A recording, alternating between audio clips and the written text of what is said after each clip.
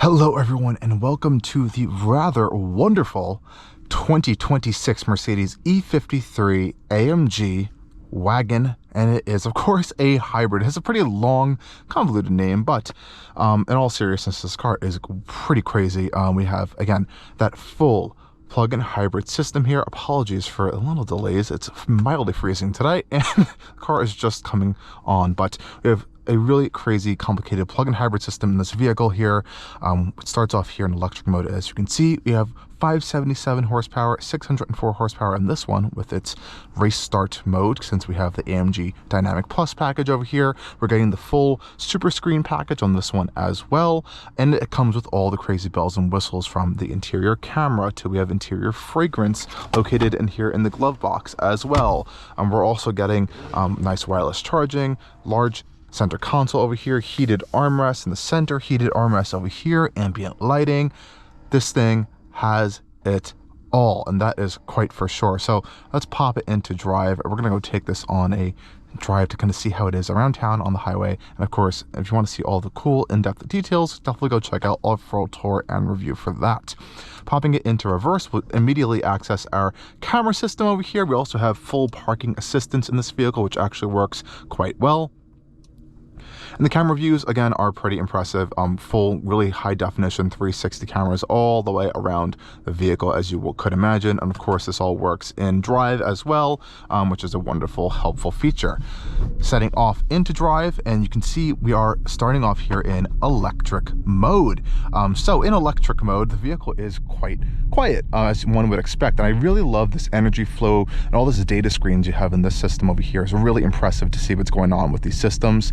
We currently have 36% battery state of charge, 16 miles, but I can tell you right now, this thing can get 40 to 50 miles of electric range when fully charged. You can level 2 charge it, you can DC fast charge it, and we have regenerative braking mode. So pulling my left paddle shifter down will go into a minus state, which has a little bit more of an increased regenerative braking effect, which is crazy for a plug-in hybrid vehicle. So if I let off the gas right here, you start feeling it slow down. Pop it into this mid-level here where it just says drive. It's kind of in an automatic state. And then we have a plus level here, which is a coasting state. So it's just gonna coast along, not do any regen. And you can really prove all of this in this center screen over here by looking at the literal voltage, amperages of the battery, of the current going in and out of the battery pack, which is really crazy. You can see the temperatures of every single component of this entire drivetrain, and it will tell you if it's in a warm-up or go state. So Mercedes really is kind of combining here the, plug-in hybrid driving experience with this really impressive level of technology and data information displayed in a really beautiful way here. So I'm really impressed by this in this vehicle. In electric mode, we have around, I think, 160-ish horsepower, a little north of 300 pound-feet of torque from the electric motor, which is sandwiched in between the inline-6 as well as the 9-speed automatic gearbox. And honestly, the seamless transition, well, I guess the transition has been pretty seamless between these two powertrains over the course of the week. The only times I've noticed some kind of jerking or, a little hesitation was on actually the highway when it's kind of in the coasting or sailing state and you really need to get onto power, but it's such a minor, very small little blip. It's not really noticeable, honestly, in day-to-day driving. And speaking of day-to-day driving around town over here, it is incredibly, incredibly smooth, actually, for an AMG product. We do have adaptive dampers here, so even in electric mode, I can put my dampers into Sport, Sport Plus, or back into comfort mode really easily. And there is quite a significant difference in Sport and Sport Plus. Honestly, it's just too stiff for New York roads over here. We're littered with potholes right now in the winter, and it's just a mess. So I typically have been keeping it in comfort mode even when putting it into Sport and Sport Plus, and the car still has really great dynamics as well. Popping it into, we have a battery hold mode as well. We have a customizable mode here, as well as a comfort and Sport. Sport instantly kicks on our engine right here, so you can hear that come to life real quick. We'll get a quick little acceleration test up this hill here.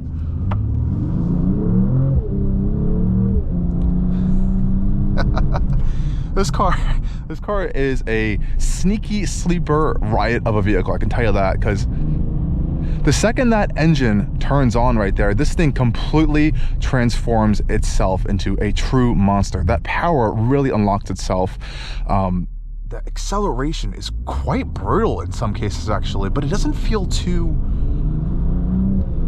you know, aggressive in some cases, as you know, not as aggressive as an M5, for example, or an RS6, but it has this really wild electrified boosting sensation to it that's actually quite nice in sport mode. And of course there's Sport Plus if you really want to get into it, but I've been finding myself driving mostly in comfort, as it typically prioritizes electric driving, and then if you need the engine, you kind of floor it a little bit, the engine just instantly kicks on, as you saw right there, and there is literally barely a notice of a transition between the two powertrains. It's that smooth, largely thanks to Mercedes' incredible beltless engines they've been doing, and the whole integration of this whole plug-in hybrid EV system here in this vehicle. So quite a lot of stuff as well. The only downside I've noticed this week, well, one of the only downsides, is the brakes are quite grabby in a lot of cases, actually. So coming to a stop here, you always feel like no matter how light you are on the brake, it's really just aggressively coming to a stop.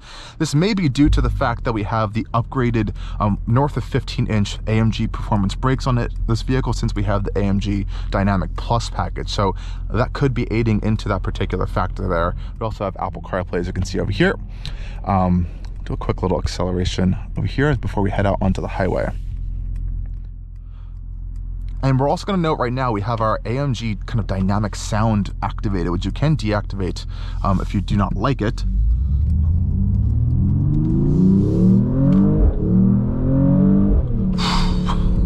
Yeah, this thing does not play around in terms of acceleration.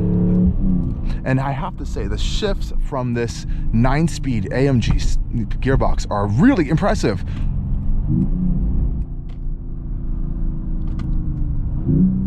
A little bit laggy on the downshifts when you're using the paddle shifters, but upshifts are, I mean, truly lightning quick. It's really quite impressive over here. And again, changing the drive modes is just so easy on this vehicle with our little AMG drive control units over here. Now, we do have auto hold if you push your foot all the way down onto the brake, which is a typical Mercedes thing there. And then we have so many different customizable settings here. So we can turn on our optional 3D gauge, which I don't believe you can see on camera, but right now, to my eyes, all the gauges just became 3D. That makes you sick. There's a little button right here that you can always press to turn it off. We also get a truly insane amount of customizable gauge clusters up here, so we can swipe down or left to get to sport. There's a super sport page as well, which I actually quite like a lot. There's also a track pace one as well, if you have on this particular package, if you want to, you know, take this onto a track, if you believe that's something you want to do in your E53 wagon. But yeah, you have that capability in this vehicle as well. Steering, you know, around town, it's pretty direct, I would have to say. Not too much stuff in terms of feel or feedback, but overall pretty light in most cases. It is, you know, once you really start getting into it, going into a corner, this car kind of surprises you a little bit. So we're in comfort mode now. You can kind of hear that electric drive sound since we are in EV mode.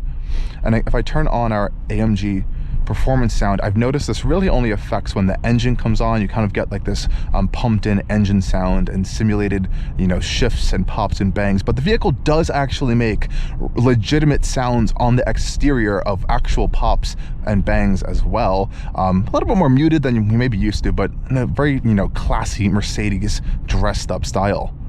And coming to a stop, if you are at a long light, you can quickly have some quick adjustments here of all of your insane seat options over here. So I could turn on my many different massages if I would like for my driver's seat, or play with all the ambient lighting, which again is a very extensive amount of options in this Mercedes, and all of it really does work well via voice as well in this vehicle, which is a really nice welcome thing to see.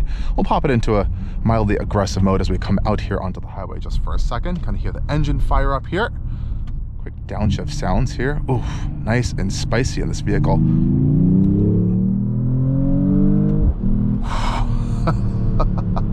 Yeah, this thing is anything but slow, I can tell you that. Caution, pothole. Thank you, Mercedes. So we do have vehicle-to-X communications and lots of nice warnings and safety systems. Yeah, this thing has a lot of performance potential to it. And the crazy part about this is not even a full E63 level product from Mercedes as well. So hopefully we'll see that come down the road, but I'm just happy to have a high performance wagon here in the United States. And quickly going back into my conversation about how this vehicle feels around a corner, you know, it is really long. It's an E-Class wagon at the end of the day, so you do notice that. What you don't typically notice though in this vehicle is how much it weighs. This vehicle is north of 5,000 pounds, and you know, typically going around a corner, you know, going hard into it, you notice the length more of the vehicle than actually its weight. So that's a testament to this overall chassis dynamics I think Mercedes has done.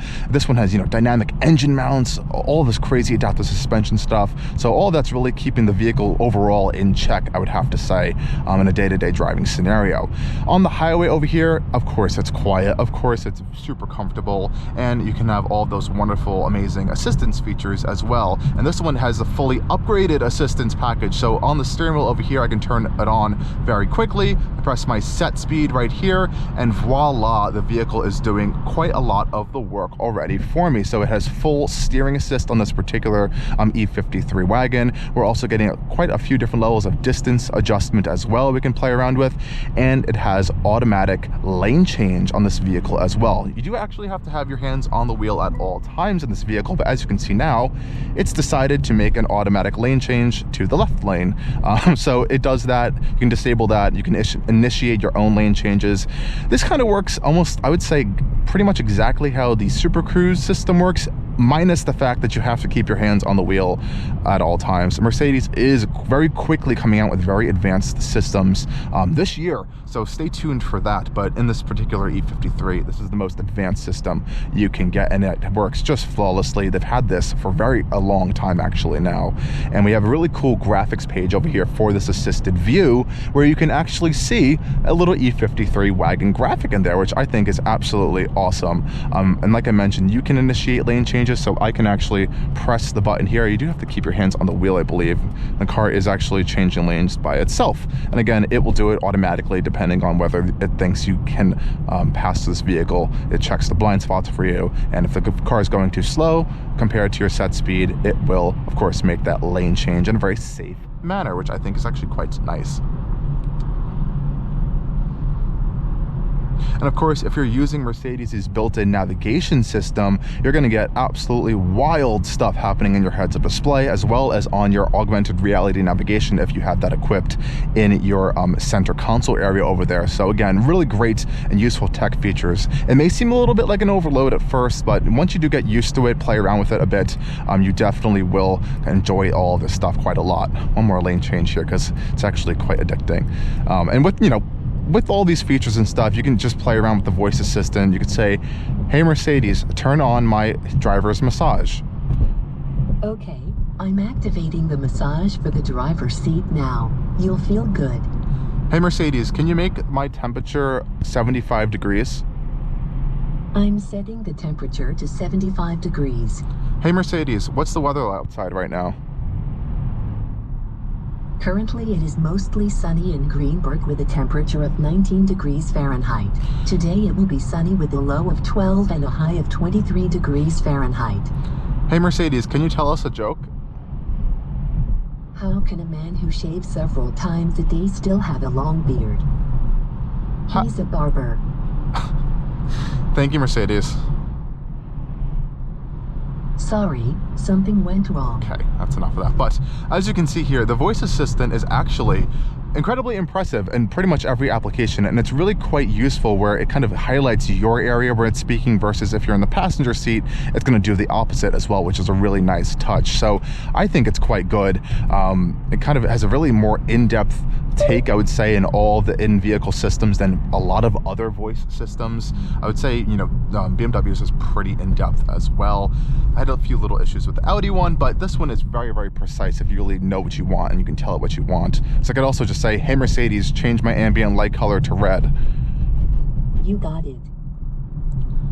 I like how responsive and quick it is. Now you can actually disable that feature if you're concerned with privacy. I'm a little concerned with that camera up there all the time. I honestly wouldn't even get the super screen option personally. I actually prefer the in-trim light, the wood inlays you can get in this vehicle as well. But you know, that is one of the options here. Now, while we are out here on the highway, I believe we're going to be hitting some quite irritating traffic soon. I'll reactivate our driver assist systems here for us. And unfortunately, this function can't be... for us, and we are going to have a quick listen now to our amazing audio system in this vehicle. Now, this particular system here is truly nuts. So in this settings over here, we can go to our audio settings real easily, and this is where things get pretty wild. So you can set a personal sound profile, you can do pure 3D sound, sure, that gets all fun and crazy like that. And of course, you can control your infotainment screen over here with the steering wheel, so you don't have to take your eyes or hands off the wheel, which is really nice. We also have equalizer settings, balance and fader settings, and then we have our 4D sound. So very similar to the body and soul style seats from Jaguar Land Rover products, typically in the Range Rovers. These have, these speaker systems built into the seats that can almost vibrate you and encapsulate you in this 4D style experience. And it is quite crazy on this vehicle as well. There's even sound focus profiles, loud dust normalization as well, but again, lots of crazy stuff to play around with in this system in terms of your audio settings. Now, of course, let's turn on our audio test track here and have a quick little listen to this system as we are in traffic. We have our volume adjustment right here. Both are slide adjustments in this vehicle, actually. One there and one here. And I'm gonna pause this for a second because I almost forgot one crazy feature that you may not like about this car, but it is an option. You can have sound visualization. So if I turn this on, now our ambient lighting will play to the beat of the music. So let's say if I do multicolor ambient lighting here, we'll put on our Miami Rose. I'm gonna go back to my audio page over here and have a look at the ambient lights now as I'm playing this test track for you guys.